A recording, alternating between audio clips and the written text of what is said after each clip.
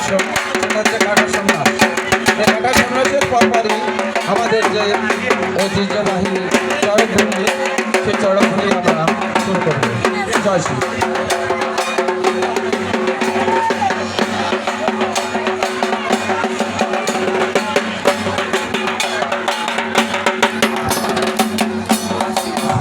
আমাদের ছেলেদের মধ্যে আমি দৃষ্টি আকর্ষণ করে বলছি, যারা মাঠের ভিতর দাঁড়িয়ে আছে, আমি কমিটির সবাই সমস্ত ছেলেদের মধ্যে দৃষ্টি আকর্ষণ করে বলছি, যারা মাঠের ভিতর দাঁড়িয়ে আছে তাদেরকে সবাইকে বসিয়ে দিতে হবে।